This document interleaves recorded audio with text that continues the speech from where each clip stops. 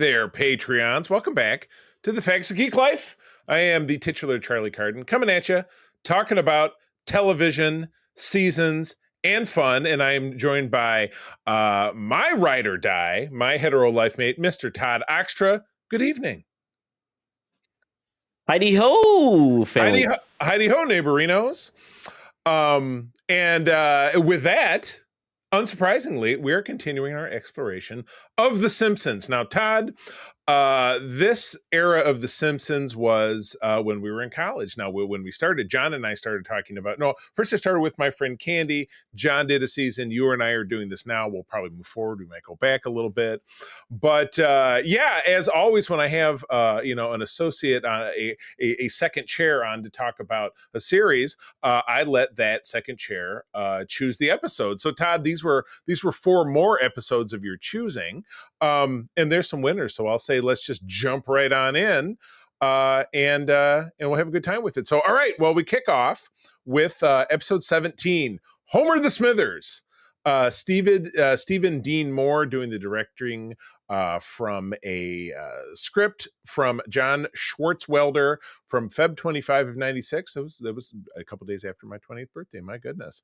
At the advice of Mr. Burns, Smithers takes a vacation and hires Homer to be his replacement, thinking that Homer could never outshine him. However, Smithers' plan backfires when Homer's incompetence causes Burns to learn how to do things for himself, resulting in the now useless Smithers losing his job as Burns' assistant.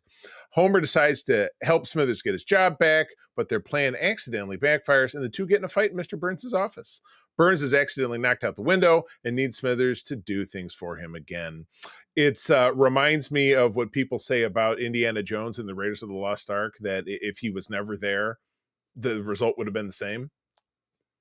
Absolutely. It's amazing. Like most things, right? If you're not there, what even happened? Right. Yeah. Tree falls in the forest. All right. So, Todd, take us through your thoughts and feelings about this delightful segment.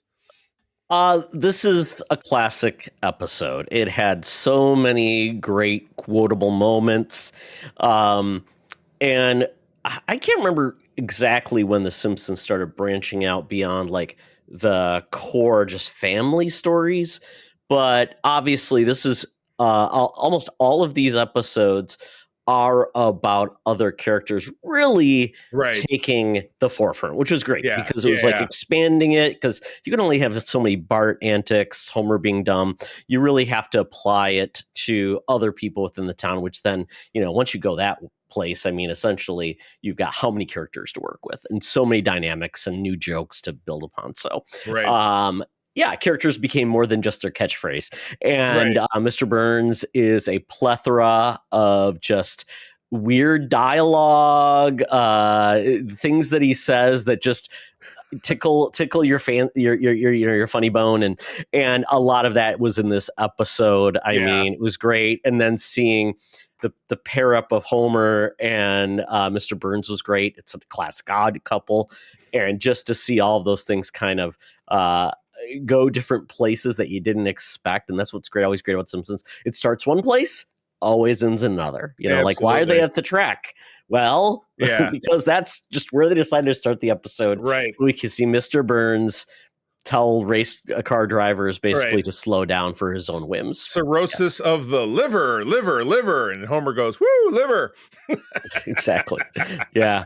It was pretty great because we did get to see Mr. Burns among the stinking like the minions, because he rarely ever does that on his own time. But yes, it was great to see that too, just to have him among those he deals as those beneath him. So that was very fun as well. Yes. His beer reeked of beer and pretzel bread, which I love that. And it was, he does. It was Lenny comes up, hey, Burns, I want to shake your hand. He's like, oh, Smithers, help. And because Smithers had Burns had the foam finger that was too big. Says go too big. He needs a smaller one. And he comes back, and then Smithers is driving him away. He says, I'll never forgive myself. And he goes, Smithers, it's all right. If he would have gotten any closer, I would have had my mace. So he had a mace hanging. I noticed a real mace versus mace. I did notice that when not referenced in the season before that, or the scene before, the mace wasn't there. Terrible continuity. I certainly hope someone was fired for that egregious blunder. Yes. And, essentially, Smithers now feels like a fool. He feels like, oh, I've failed Mr. Burns, so I'm going to go on a vacation, but I need someone to take care of him, but do such a bad job that Right. essentially he will be appreciated again. So he does a Right. great search, looking for incompetent employees, and it says 781 on the first search, and he does it again. I think it comes out like, what, 740? Right. Yeah. Nuts to this. I'll just go get Homer Simpson. That's right. So then, yes, he trains Homer on, what was it, 800 simple tasks? 2,800 small jobs, including lying to Congress and some light typing and preparing the tax return. Yes, exactly. And Todd, this episode gave us one of our most notable quotables of a new character never seen again, Mr. Burns' mother. Oh, great lines. The fact that, once again, Mr. Burns is, I don't know how old. 104. They say he's 104. 104. She's 122, I think, was the numbers that were mentioned. Yeah, and essentially, that's the one person he doesn't want to talk to. So all she knows how to do, as you put here, dial and yell. Yeah, exactly. Yes, I'll give him the what for, because it comes back later in the episode. That's their final step that they say, well, I can prove my value to him by making him speak to his mother. It's the one thing he can't handle. And she says, that improvident lackwit, I'll give him what for until he cries sassafras. Those aren't real words. It's a winner. Yeah, I mean, and then one of the big parts was all about the all through the vacation with when Smithers is on vacation at a resort, which was great, as we learn more about Smithers, of course. Right. He's calling him up, and he's 40 years old. He's 40 years old, and he's single, and he resides in Springfield. Remember from the clip show? Yeah, exactly. Yes, absolutely. So then we see just a montage of Homer being completely incompetent. My favorite is the making him food, and everything catches on fire, including the cereal. Yeah, exactly. Yes. I do enjoy his way to use the microwave as he has a skewer, 2 pieces of bread, an uncooked egg, and like maybe a limp piece of bacon, and he bashes in the window of the microwave and sticks it in there. Oh my gosh, it's good stuff. So some of the other things is picking out Mr. Burns's teeth. And in the case of Doom, I think I'll do the fangs today. And he puts the fangs in there to close his jaw. Reminds us of the Nosferatu that we just talked about recently. Exactly. Yes. But yes, he's bad at everything: making food, taking notes as a secretary, including his car being towed. 30 minutes later, you have 30 minutes to move your car. Your car has been just it keeps going. You have 30 minutes to move your cube. And the phone rings, and Homer picks it up and says, "Yellow, is it about my cube?" And it was, of course, Smithers calling. I did like that when Burns picks up the phone to call Smithers, he just punches in SMITHERS, and it goes to Mose, and he says, "This Smithers here." He says, "I'm gonna Smithers, huh? Waylon Smithers." Huh? He says, "I'm gonna tear your eyes out and shove them down your pants so you can watch me kick the crap out of you." That was a new one. And yes, that's at the point that Burns drives the car. Look at me, I'm a motorist, as he's honking at people. Then he knows how to use the phone. Smithers comes back, gets fired, looking for work. He's offered the Barney guarding job, which he fails to take, and then Barney steals the midnight beer delivery. That's when Smithers and Homer have to team up, and yes, they make the phone call to Mrs. Burns. You're a he's trying to do Mrs. Burns' voice because he disconnected. Yeah, I don't like you. You're a bad son, Montel. Yes, and she doesn't call her son Mr. Burns. Try to sound more desiccated. Oh, yeah. So yeah, and then Smithers and Homer have a big punch up. And I like Homer's little shimmy when he's talking on the phone. Hello, Mr. Burns. Yes. Oh my We do gosh. see a good battle between Smither and Homer, which is Right. great. And they both got some pretty good licks in on each other. And then Right. of course the bear, the large bear that Mr. Burns is trying to stop them from fighting. He throws water at them. He pokes at them with a stick. It doesn't work. So he crawls on top of the bear. Homer Uh-huh. knocks into the bear, falls down, and well, Yes. Mr. Burns dead. We think Mr. Burns might be dead. Yes. And then, but yes, obviously he lives, and he falls right back into his the old patterns. And the Simpsons do get a thank you basket. They're sitting there eating the fruit, and Lisa's like, "Why did you get this?" It was for knocking Mr. Burns out a third story window. I like this line. I use this a lot. Did he die? She goes, "Did he die? What am I, a doctor?" I like to say that one a lot. And all came back to Smithers doing his job, Yes. peeling Spanish peanuts for Mr. Yes, Burns. peeled. So anyway, like you said, classic episode, and you're right. This did really kick off it was it was inevitable that they would have to expand outside of the family and start to work with this great and ever expansive supporting cast that they've also been doing for the last 30 years, continuing to grow that and stuff. But I would say, any final thoughts before we move on? Nope. It's a great episode. Very fun. Yes. Lots of notes. Lots of good memories from watching this one again. Notable quotables. Well, as I was going to say, the expansion of the cast is really well illustrated in this next segment, which is episode 21 of the season. 22, it should have been episode 22.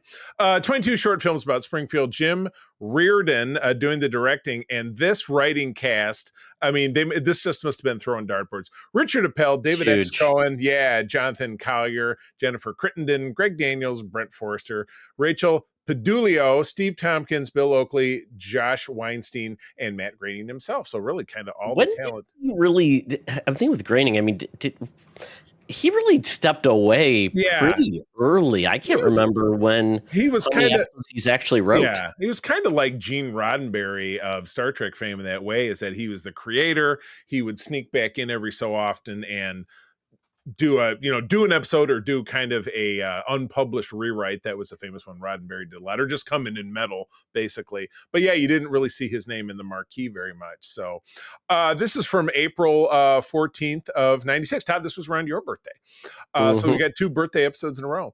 Bart and Milhouse wonder if anything interesting ever happens to the citizens of Springfield. There was a very similar episode of Lower Decks that aired in its final season just a few weeks ago, where the Lower Deckers said, God, nothing ever happens on this ship unless it happens to us. And the entire episode was just about all the senior officers and stuff that they were up to. We never saw Lower Deckers again. So that's kind of sprung back to me. So they're having this, they're musing, which leads to a chain of vignettes about the lives of Springfielders, including Apu, Mr. Burns, Dr. Nick, Mo, Principal Skinner, Chief Wiggum, Bumblebee Man, Reverend Lovejoy, Cletus, and Comic Book Guy. Wow.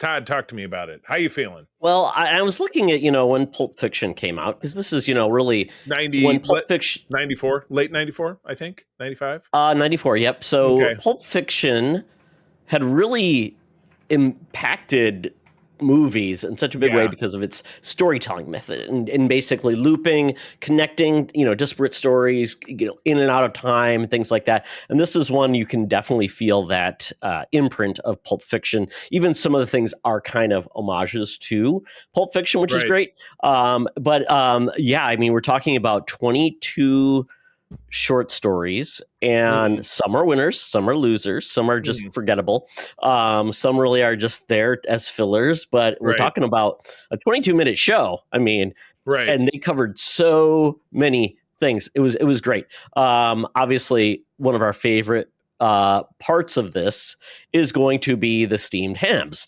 That is so renowned. It's amazing. And I love it. And it just, it always plays. As I was playing it, Logan essentially just speaking along with it, because even though he's not a huge Simpsons watcher, he knows it pretty well. And it's been done in different versions. There's like a Lego version of it. There's a video game version of it. So it's the superintendent's gonna need his medication. When he hears Skinner's lame exaggerations, there'll be trouble in town tonight.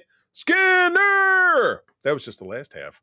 but I know the whole Yes. thing. So Yes. there was some theme songs within Yep. this, which was fun. And everybody kind of got their story. Some of those standouts. Probably Apu. I loved his 5 minutes of The jolly, parting harding. the jolly Bengali, I think was his Yep. segment. Yeah, he does. He runs up and grabs the tofu dog. No time to cook it. Will plump in my stomach, and then he chugs a beer and he pushes people in the pool. He gets it on. Yeah, he gets down with a girl, and then he walks out, and his shirt's on backwards. He says, "Don't worry, baby. I'll tell everyone you were untouchable." And then he's back at work. I mean, just little odd ones like Lisa getting bees in her hair. Oh, the gum, yeah, delicious gum. Choose. Bart throws the gum. Yeah. She doesn't see who it is, and yeah. Yeah. I did. Oh, I'm sorry. We're back with the Apu. He does have his gum display says "delicious gum. Chew some today." So it is kind of connective tissue. Yeah, all exactly. There. Yeah. It's pretty great. Dr. Nick gets a full-on, segment, which is great. We get to see him save the day before he gets disbarred, which is fantastic. Skin failure. Because Grandpa was flipping out. So his bones were going. What are they? Bone fall apart or something? Your bones are trying to jump out of your body. Holy smokes! Yeah. Holy smokes! You need booze. Calm down. You're going to give yourself skin failure. And then he saves him by just take a lamp and do the zap him. And then he saves Grandpa, and then they go, "All right, Nick, you're all set." And he goes, "Yay, free noodle shops for everybody." And Jasper, who's Grandpa's best friend, is sitting in the room and says, "Give me the Van Heffron," which I don't know what a Van Heffron is. No, I'd have to look it up. Okay, good. It's not just me. So, oh God, I only wrote one line about this one. Moe's, he's talking to Barney. He says, "Do you remember when I told you I'd have to send away to NASA to calculate your bar tab?" He's like, "Yeah, we all had a great laugh about that." He says, "Well, the results come back. You owe me $70 billion. And he just kind of drops his eyes and he says, No, that was for the Voyager spacecraft. You owe me $14 billion. He says, "Well, I got $20." He says, "That's the start." And then Snake comes in, and Mo has a panic room that he jumps into, and then he says, "You can't do anything to me in here." And I just wrote down Snake jumps over and steals the cash and says, "Goodbye, student loan payments." And I'm like, that's pretty good if that takes care of your student loan. Only $2,000. Yeah, it's pretty great. Not bad at all. Oh my goodness. Yes. Then we get the Pulp Fiction part, which is really unique because you've got essentially, you've got Chief Wiggum. He's at a cafe, so very similar to that. Right. He eventually eats too much, gets fat, and says, "I want donuts." So he gets the donuts, and this is like a cutaway where Snake, he sees Snake driving away with the cash. Right. Hits Wiggum. Yeah. And then they end up in Clancy's shop. Is that what his name is? Clancy? It's the one-armed Vietnam guy. Yeah. Clancy is Chief Wiggum. That's his that's right. Okay. Herman. Okay. Yes. Yeah, exactly. He does Chief Wiggum in the scene where because it's aping Ving Rhames running over Bruce Willis in Pulp Fiction. Yep. But the chief is going along saying, "Donuts, I got donuts, I got, hey, I know you." That's one that just comes. The mace shows up again because Milhouse and Milhouse's dad stop in because Milhouse has to use the bathroom, and he catches the comic book guy. Well, we missed the comic book shop guy. That's a part of it too. That was very quick about he charged him to go to the bathroom, and he read he sold him a McDonald Land comic book for 75 cents. Oh my gosh, I can't believe it wasn't Mary Worth. But anyway, yes, they stopped in there, and Kurt Van Houten catches them in the act, and is gonna get him as well. But Milhouse is again swinging around a mace. Maces were really big in this. So, yes, we do get Nelson's one next with the tall guy in the VW Bug. He's laughing at him, and he says, "This was the largest automobile that I could afford. Should I be made fun of and made the object of ridicule?" Yes. Yep. Laugh at him. Look at the boy. Laugh at him. Wah, Yes. wah. And then that's the end of it. And then it's funny because Professor Rink runs in. He was going to be segment 23, and he says, oh, no, I got my scheduling wrong. And he starts to try to sing a song, and the credits roll over. These things, this seems, Professor Frank will make you think. He'll make you do, he'll make you think. Yeah. But yeah, the steamed hams one is a full down winner. I mean, it's like, well, we talked about the monorail in our previous one. It's like those were the two most brilliant bits of the entire season, I think. Absolutely. Yeah, I mean, we didn't really talk much about the bee guy got his own, got his own. Donde está mi tequila? Really helped me practice my Spanish because it's all very simple Spanish. The desastro de electricidad and disastrous pelota de baseball. And he gets hit by a giant baseball. So I'm like, I remember all this stuff from Spanish class. It made me feel You see him smart. without his costume, which is pretty crazy. He has a real life, and his wife leaves him, and house falls down. It's just like a telenovela. It's fantastic. Exactly. Homer gets Maggie trapped in a newspaper box. Oh, gotcha. Yes. I mean, why did I have to stop at the railroad track with all his bent quarters? I did one last note. When they were in the Pulp Fiction bit, they were sitting talking about McDonald's and comparing it to Krusty Burgers, and one of the two cops guys goes, shakes. You don't know what you're getting. Oh my goodness. But yeah, a classic for the ages. And it wasn't really a clip show, but the title of it makes you feel like it's a clip show. It's just a slice of life kind of dealio. So yeah, I totally dug it. It was awesome. Yeah, it was it was what I like about the Simpsons. They will take, hey, secret friends unite. Let me tell you about Zencastr. We use them for our show, and now they're supporting us. Zencastr is now the all-in-one solution making podcasting easy. It's the ultimate web-based podcasting solution. Provides high-quality audio and video podcast production and hosting. With a full suite of professional tools, podcasters can seamlessly record, produce, and publish studio-quality content, all from one dashboard.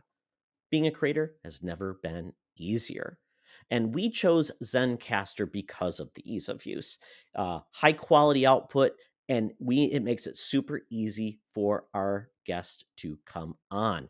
We had multiple solutions we tried before, and Zencastr has just been the best fit for us. Why Zencastr? It's now super easy to record a podcast with Zencastr. Log in using your browser and start recording a high-quality podcast right away. Record studio-quality sounds and up to 4K video with your guests. Feel a sense of zen knowing Zencastr's multi-layered backups ensure you always have your recordings in the highest quality, even if the connection is unstable. Have you ever worried what you sound like? Zencastr's post-production process makes you sound buttery smooth. It automatically removes those ums and ahs in your recording. It removes those awkward pauses in conversation too. Set the right podcast loudness and levels while reducing background noise with the click of a button.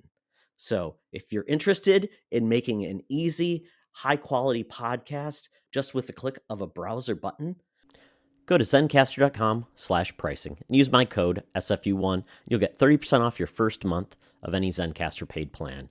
I want you to have the same easy experiences I do for all my podcasting and content needs.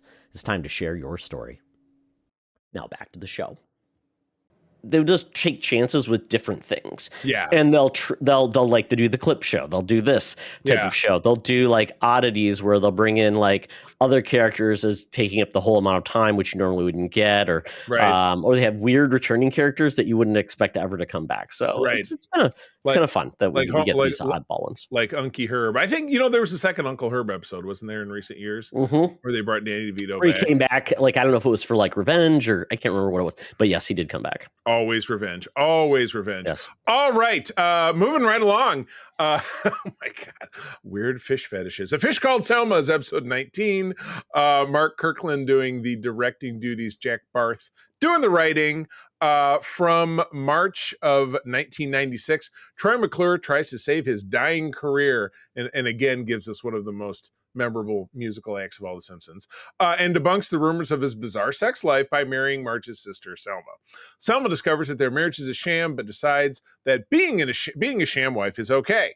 However, Troy is informed by his agent that becoming a father will help his career even more, but Selma finally refuses him to bring a child into a loveless marriage and leaves. Scene. Awesome. What do we got? Yes. So we got Troy McClure struggling to find his way. In his DeLorean crashing into things. Yes. But obviously the show starts with basically the baseball game gets rained out. Oh, yeah, movie for a rained out ball game. And the movie for a rained out ball game, The Muppets Go Medieval, which made me think of you and gave me my favorite Muppets quote. Great quote. Dad, what's a Muppet? Well, it's not quite a puppet. It's not quite a mop. Man, I don't know. Yes, it's been used for a lot of things. And then you basically, if you don't know what something is, you say it's a Muppet. It's a Muppet. Yeah, could be. Yeah. It goes back there. So yeah, I mean, it gets to be very. This episode gets all in on Troy McClure because he gets pulled over in the DeLorean for not using his glasses. So essentially, he runs into Selma because he needs to basically get this situation fixed, and he meets Patty and Selma. And basically at that point, Troy looks ugly in his glasses. I can't wear my glasses. Yeah. And, at this point, we get Selma that basically falls in love with Troy and gives him a pass, and she gets a date out of it with Troy. Right. And so, yeah, they go to the restaurant. And this episode is just absolutely filled with not only him introducing himself, anytime he's, I'm Troy McClure. You may remember me. Know me from. Yeah, yep. I wrote down most of them. The greatest story ever hooled, and they came to burgle Carnegie Hall. That's what he says when he's trying to talk his way out of the ticket. When right before he walks in the DMV, Grandpa is there, and he's standing talking to him, and he says, Hello, Marge. I came in to get my license revoked. Oh, and then when Selma meets him, she does say, I remember you from such films as Meet Joe Blow and Give My Remains to Broadway. Oh, God, I love it.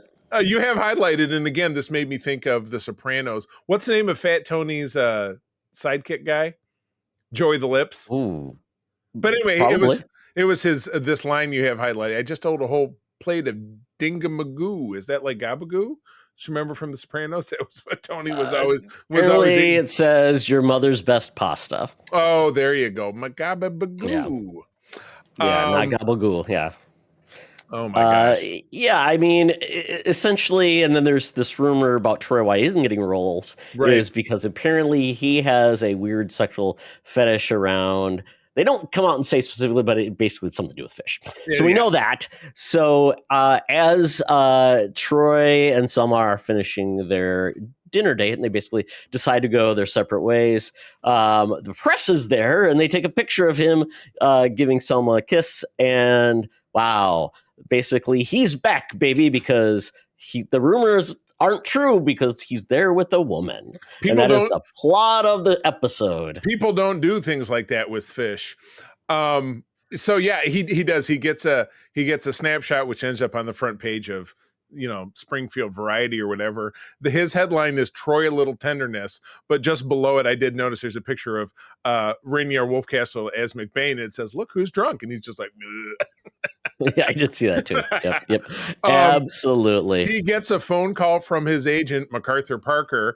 The agency is called Representations, a talent agency, and MacArthur Parker is Jeff Goldblum, who has become. I didn't realize that. I didn't realize that. Yeah. I mean, this was even really before he was the massive icon that he is in today. Because back in these days, he was in Jurassic Park and a lot of other little smaller films, but he Independence Day?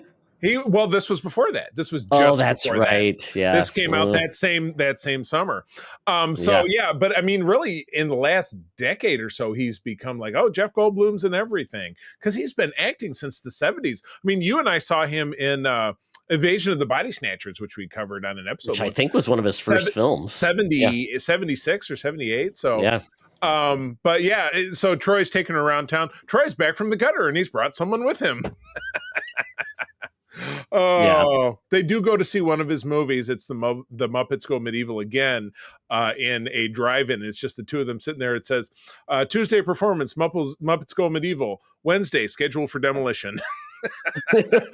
Yep. And it's funny because when he does there, he does propose to her, and he essentially does Kermit's lines from it's over to Miss Piggy. Muppets Go Medieval. Give me your hoof. Get your dainty hoof in marriage. And she's out of cigarettes, but he gives her one of his cigars, which she describes as, it's like 5 cigarettes at once. That's not the cigar, baby. That's love. And we get 2 more male titles. When they come back from the commercial break, it's a news broadcast, and so the newscaster says, "You may remember Troy from such movies as The Verge was Mail Fraud and Leper in the Backfield." They show a clip. They showed a clip of it. And his football player going back, he's pulling back the snap, and his arm falls off. Gotta love it. Gotta love it. Yep. And we tee it up to the most spectacular performance. I might even put this above some of the other things we talked about, but Todd, I can't describe it. I have to give it to you. What's his job? What's the job that Troy gets? So his agent calls him up. He goes, "Ever heard of Planet of the Apes?" Movie or the planet? So he goes, "It's going to be the next big Broadway hit, and they want you for the part of the human." He goes, "I was the part I was born to play." Baby. Dun, dun, dun, dun, dun. Yes, it's the song we've heard so many times, the perfect musical, all with apes and singing and piano and breakdancing. Gotta love it to pieces. I just remember when we first saw this, it was you, me, and John. We were at Holden Hall, and I think this was absolutely one of John's favorites because he loved the part where he's singing the final song. "I hate every ape I see, from chimpanzee to chimpanzee, blah, blah, blah, make a monkey out of me." And then he goes, "Oh my God, I was wrong." John just burst out laughing. So anytime I hear that, I think of John. Because you finally made a monkey. Oh my God. Just listen to your Songs in the Key of Springfield CD. Oh, absolutely. Oh my gosh. Good stuff. So Troy's career is off and running. It's the night before the wedding. He's having beers in the bar with Homer, and Homer's pitching movie ideas, and Troy's very slurred drunk says, "I think you've already made some movies about World War II. Well, what about Dracula?" And I do notice that Troy's casual clothes he's wearing the same outfit as Homer. But then, yes, he does whisper to Homer, which Homer then spoils later, that he's just marrying Selma for his career. Convenience. Yep. And they did agree to it. Yep. They did agree to it. Yeah. No love. She's because she likes the money, the fame. And he says, Troy's like, "Well, I may be famous, but my little one, my little lady is going to be just as famous, and she's going to have the star next to me." And they look down, and it's Laszlo Panavision. So watch out, Laszlo Panaflex. That was pretty great. He's up for his big role that he's hoping to get is the sidekick in the next McBain film, McBain 4: Fatal Discharge. If he gets Selma pregnant and they have a baby. Say Troy Bien. They're talking about baby names. He says, "Baby name Oregon, Pacific Northwest, very hot." He says, "This could get me. This could push my career forward. It could even get me my own fragrance, smelling of Troy." I want some. Very, very good. Yes. I mean, and then at this point, they do try to have relations. And that is the final straw. Troy's just not having it. She obviously does not want to have a unwanted baby in a loveless marriage. Right. So she decides to cut him loose. Yep, and yes, she does. She packs up Jub, her beloved iguana. Which after there was a line just prior to this where he says, "Haven't I given you everything you want? Form, fashion, a big hot flat rock for Jub." And so you see her walking into the moonlight. She's carrying her suitcase and Jub, and she says, "Come on, Jub, let's go home and I'll microwave you some nice roaches." And he makes this noise that I expect is that's what an iguana is supposed to sound like. I guess I'm not familiar with iguana noise. He goes, Yes, I don't know. What was he it? goes, blah, blah, blah, blah. It sounds like Yes. it sounds like Dagobah from The Empire Strikes Back. That's kind of what it reminds me of. So, yes. And okay, so we're I think we're either going to commercial break or it's the run up right before the credits, and it's another news report, and the guy's saying, Troy McClure has decided to pass on McBain 4 in favor of making his passion project. And I paused this so I could write it down. Troy's dream project is I even think I wrote it down wrong. I wrote Congratulous. Okay, I got to write Fab Traction of Professor Horatio Huffnagel. Yes. And Chitty Chitty Bang Bang or one of those movies. And it's just a picture of him with what looks like a jetpack, flying contraption wings. It's very, it's very steampunk. He's wearing the glasses and the hat and stuff. Yes. So this was this getting close to the end of when we lost Phil Hartman? I think we lost him in '98. So we probably had him for a little longer than this. Good question. I mean, he was doing news radio, and I think he was between doing something else. But yeah, I feel like he wasn't with the show much longer. Yeah. And he died in '98. Yep. Yeah, that's what I thought. Yeah, it was unfortunately it was murder. His wife was mentally unstable and killed him. Did she go to jail forever? I don't even know I think it was a murder-suicide, if I'm not mistaken. Was it? Oh, yeah. Okay. Because he had a kid that was left behind. Oh, I don't remember that part. No, I really thought it was just the two of them. That's awful. No, bad stuff. Oh, no. So, yeah, it said basically they visited a Buca de Beppo, and then returned home. They had a heated argument with Hartman, for which he went to bed. She entered his bedroom, and as he slept, she fatally shot him once between the eyes, once in the throat, once in the upper chest. Oh, God. Byrne was taking Zoloft, had been drinking, and recently used cocaine. Oh, boy. And drove to her friend, Ron Douglas, confessed to the killing, but he did not believe her. They drove back.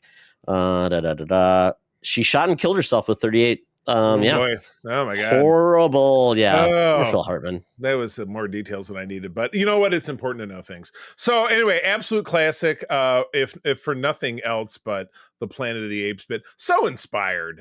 I mean that's where the Simpsons always delivered, and we give a lot of credit to all of the writers, but definitely people like Al Jean, who we interviewed recently for this Patreon, who is a Harvard educated comedy writer, for them just finding these bits that are so endearing, like Planet of the Apes. I was never a huge Planet of the Apes guy. I was like Troy, I had heard of the movie and the planet, but I was not a huge fan. But to see it done like this just made you love it.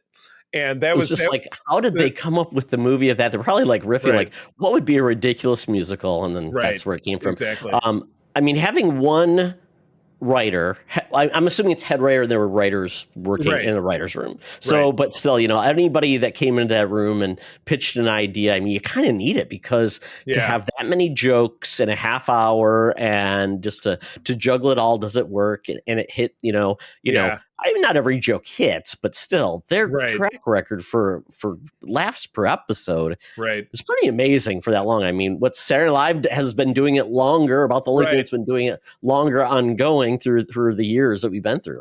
Right. And Saturday Night, a week to write it. Yeah, and Saturday Night Live in a lot of ways is very subjective. People really drag Saturday Night Live all over the place. Where this golden era of The Simpsons, it was like for about a 10, maybe 15-year period, it seems like they just couldn't do any wrong. So they were kind of doing no wrong here. They were really nailing it. Could you believe it, Charlie? They animated an episode every week. I can't believe it. So fast. I was going to say there was South Park. That reminds me of was with paper. That reminds me of the Itchy and Scratchy and Poochie episode, which I can't remember. I don't know if we've talked about that or if we're going to get to that eventually. But Homer comes in and says, "Hey, is this live?" He says, "No." It's the voice of Itchy and Scratchy. He says, "No, Homer. The cartoons aren't done live. It'd be very difficult on the animator's wrists." Yes. Yep, oh absolutely. My gosh. All right. Well, let's take this one home. I watched this one. I watched three of these yesterday, and I watched this one this evening. But episode 22 of the season is Raging Abe Simpson and his grumbling grandson in quote, The Curse of the Flying Hellfish, end quote. Jeff Lynch doing the directing, Jonathan Collier For the writing, April 28 of 96, the relationship between Bart and Grandpa has deteriorated, and around the same time, one of Grandpa's fellow veterans of World War II dies, leaving Mr. Burns as the only living member of Grandpa's war squad, the Flying Hellfish. In the final days of the war, the unit had discovered several paintings and agreed upon a tontine, which is the only place I've ever heard of that expression myself, placing the paintings in a crate, and the surviving member would inherit the paintings. As Mr. Burns wants the paintings as soon as possible, he orders Grandpa's assassination and hires an assassin to do the job. To escape death, Grandpa moves into the Simpsons house, where the family lets him live in Bart's room. Grandpa reveals the secret of the treasure to Bart, and the two manage to steal Burns' key and leave to get the paintings. They succeed, but are discovered by the State Department, who gives the paintings back to their rightful owner. I love that ending. Hey, fun boys, Eurotrash person, yeah. Loving on craft work. All right, take us through it, please. Yeah, so it's pretty cool how we do get, these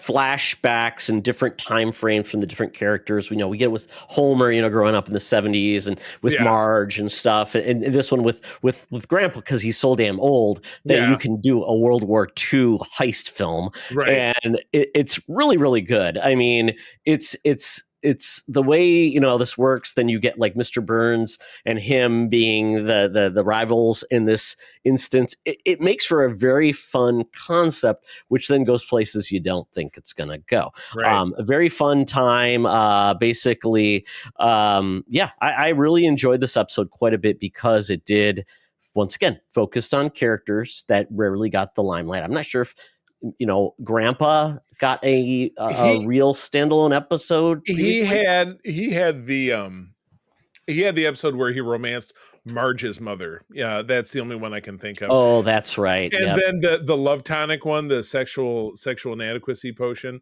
So I can think of. I mean, I'm sure he's had many in years since that the I Love-Matic Grandpa. I mean, the Love-Matic too, Grandpa. Yeah, that was from the spin-off showcase one. So yeah.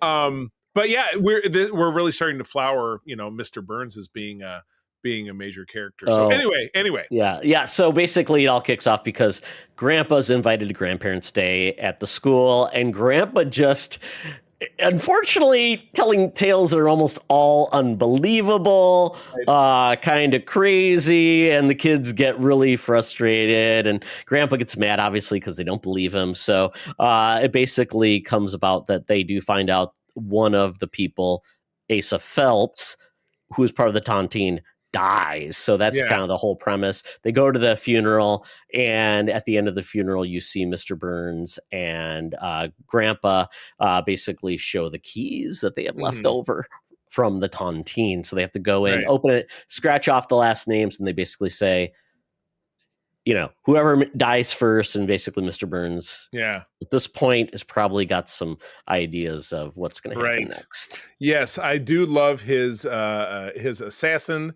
who is obviously of Latin American origin. So he calls up, and the guy picks up the phone, and he says, Diego, it's MB. Oh, Mary and Betty, is it time for another shipment? Lots of Mary and Barry jokes back in the 80s and 90s. So he says, I'm faxing you over a photograph of your victim, and it's beautiful faxed photo, and it's a picture of Grandpa just eating out of a can of peas. He says, Del Monte, enjoy them, old man. They will be your last. I love that line. Yeah. Del Monte. They didn't do the logo. They didn't have it written on the logo either. So it's like, okay, they went there. Yep. Absolutely love it. So when they go to assassinate Grandpa, I love it because they're wearing all the costumes. So yes, you do get Mr. Burns as Marge. Yeah. You do get Smithers as Bart. And then you do get the assassin as Homer. Very funny. My God. And the winning line, the winning line there is that this guy is trying all this different stuff to kill Abe. Nothing's working out. And no, it was the first shot, and you see them all dressed up, and then they get frustrated and quit, and then Smithers walks by and says, I'll be in the car, dudes. Yep. Oh, yeah, I did write Burns as Marge is priceless. The gunshots, Jasper sitting next to him says, hey, was that me or was that you? Yep. A great Yep. grandpaism, sweet, merciful, and McGillicuddy. I think I used that one.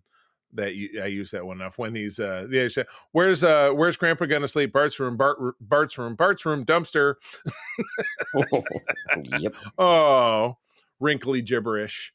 But yeah, so this gets us through kind of to the third act, because, or I say the final act, because in this penultimate act, Bart manages to get his hands on both keys, and they have to steal a boat to get out to sea. They go, and in the cemetery there's a hellfish statue, which is very elaborate, and it points to a spot in Springfield Lake or ocean or Yep, like whatever it is. Indiana Jones, very Indiana Yeah, Jones, like yeah.